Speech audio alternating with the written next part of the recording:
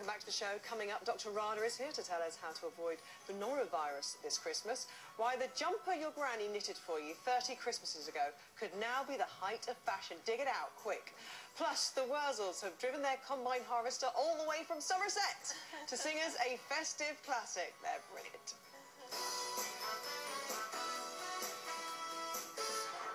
Now, incredibly, 150,000 people in the UK will suffer a stroke every year. But it's not just older people who are affected. Becki Cobb suffered a severe stroke on her way to work at the age of just 21. At first, doctors thought she might never recover. But determined Becki has astounded everyone with her progress. A warm welcome to you, Becki. Thank you so much for coming on. And Dr. Rada is here as well. And we'll talk to you in a bit about strokes, and especially strokes in the young. But tell us, Becki, your story. And you were walking along perfectly happily. Yeah, and you I was hadn't just had walking any to work. indicators? No, nothing. I'd had a few dizzy spells, but nothing that I thought was anything serious. So I was just walking to work, and I'd skipped breakfast that morning, and I started getting a bit lightheaded, and I thought it was because I hadn't eaten. So I picked an apple out of my bag, and as I bit into it, I just collapsed on the floor. And yeah, I just had a stroke, basically. I thought it was fine. And the police, there was some policemen just so nearby. They kind of saw me collapse in their car and pulled over, and luckily came out and helped me. Because I don't know if I'd be here like today as well as I am if they hadn't have stopped. But yeah, they called an ambulance for me.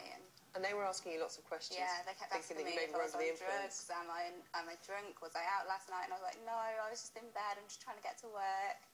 And then eventually my speech kind of went very briefly, so I couldn't say where I worked. I was trying to say, I just want to get to work, and they were like, where do you work? And I just couldn't say the words, but they were the only two things I had trouble saying.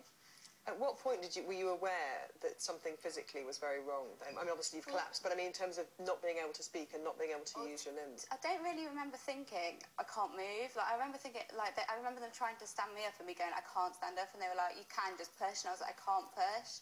So I remember being like, feeling like that, but I don't remember freaking out and being like, I can't move, like something's really wrong. I thought I'd fainted, to be honest. I'd never fainted before, and I just thought... You said to me before, you'd only ever before broken your finger. Yeah, I think that's the only time I've ever been in hospital with a broken finger, so... But then you have 6 weeks in hospital, and this is the start, obviously, of a long journey of recovery for you. At what point did they tell you you've had a stroke? To be honest, I overheard it, so... Like, my friends and my family were there, and I remember thinking, right, something must be really wrong. But I said to my mum, why am I in this bed? Can't I give this bed to someone that needs it? Like, I've just cut my knees open. Why am I in this bed? And my mum was like, I think you need it, darling. And I overheard a doctor saying, oh, she's had a stroke, and I kind of freaked out and grabbed my friend's hand, and I was like, who does that? Like, who has a stroke? Like, I didn't understand, and not only did I not understand, I didn't know what the word stroke meant.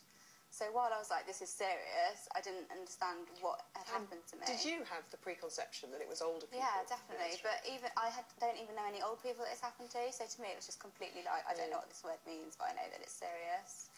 It transpired you had a small hole in the heart that you've had your whole life. Yeah, apparently 25% of the population have it. Everyone has it when they're born, but in most people it closes up. But most people where it doesn't close up, they'll never have a problem with it. So it's just lucky, really. So there were 2 things here. One, to give you drugs to help that and make sure that this didn't happen again to you.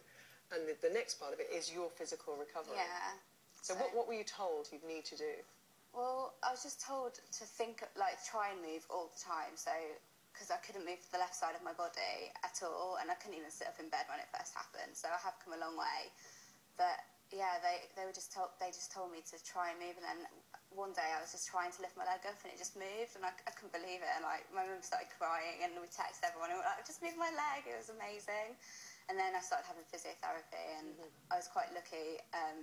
I got moved quite quickly to a rehabilitation hospital where I got physio every day for an hour, and by 3 weeks I was walking. Well, I took my first steps. I wasn't walking. You were incredibly determined, and this wasn't going to stop you. I mean, you know, you wanted to go back to college. You went to Glastonbury when you were still, at that time, you weren't walking, were you? I was walking with a stick and not very far. I was very unstable on my feet, not very confident. But your mates made sure that you could get around in a wheelchair around it was a nightmare. My best friend was an absolute truther. She just pushed me the whole time, didn't complain once. She was absolutely amazing.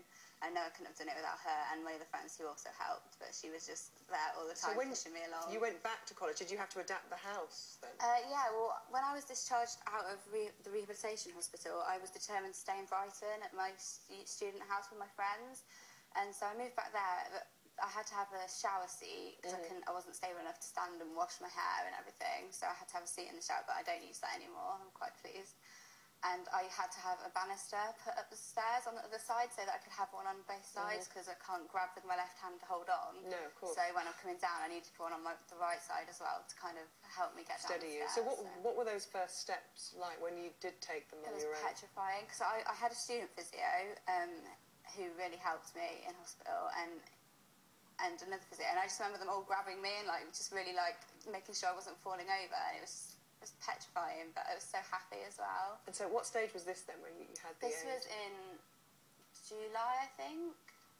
It was horrible having a walking frame. Like, I just felt so alienated from being young. It was like... Did it give you a kind of perspective on disability as well, and people who definitely have to do that all the time? Yeah, and you kind of realise how hard it is for people. Like, people stare at me still, and as far as I'm aware, and what everyone says to me, I just look like I've broken my leg. So for people to still stare at me, obviously I limp a little bit, but I just think I feel so sorry for people who get stared at all the time because their disabilities are worse. Because you just think, how can you stare at me? And then it just really raises your awareness of what it's like. You've got a contraption there, which is going to help your left hand, isn't it? Yeah, this is for exercising.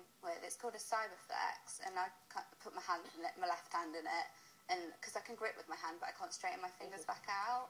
And we can see a picture of how this works. So it holds my hand open, and then I can grip against the springs, and this will eventually strengthen the muscles. Yeah, hopefully. The theory is that it should help me be able to release objects as well as grip them. So. And does every day feel like a step forwards, or other times? I mean, I understand recently you had a little step back. Yeah, to start with, it felt like I was getting on really well, really quickly.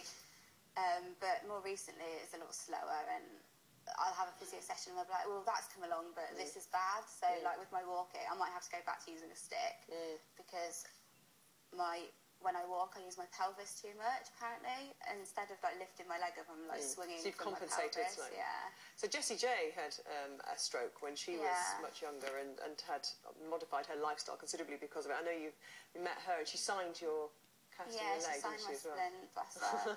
She literally just... You had her at your feet. Yeah. And you've got other celebrities on board. You want to raise awareness. You've written a really good blog as well. Yeah, I've been keeping a blog since it happened. I've started writing it in hospital, and I've tried to keep up with it as much as I can.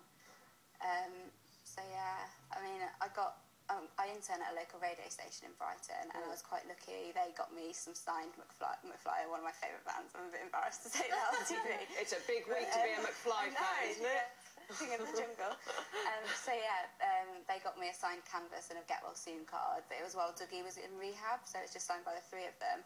But one of my friends somehow knows Dougie, and he sent me a video saying, like, I've heard you go back at home, I'm really happy, like, I hope you carry on like getting better and stuff. Well, your attitude is clearly, taking you so far, and it's fantastic, rather, to hear that positivity, because for a young person suddenly have the use of two limbs effectively taken away like that is devastating, and people just don't think of strokes happening to young people. No, I mean, Becky's done amazing, and it's really your attitude, and emotionally you're just so strong, but people don't think about it. 25% of all strokes happen in under 65-year-olds, so it is out there and it can happen, and the key really to get the message across is any sign. So I think the NHS have got this fast idea, so if your face droops, you can't use your arm, your speech is affected, then it's time to call an ambulance. But these are kind of indicators that would build up over time, or would this happen over a 24-hour period?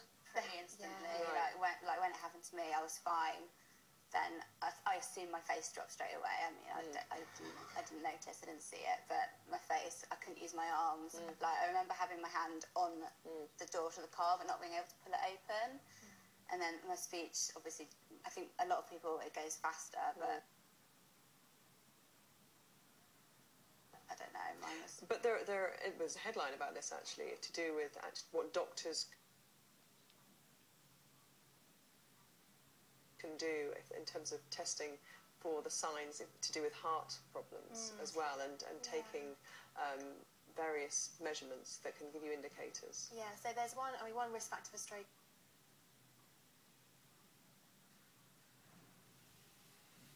is atrial fibrillation, which means an irregular pulse, and that leads to clots sometimes building up in the heart, and then the clots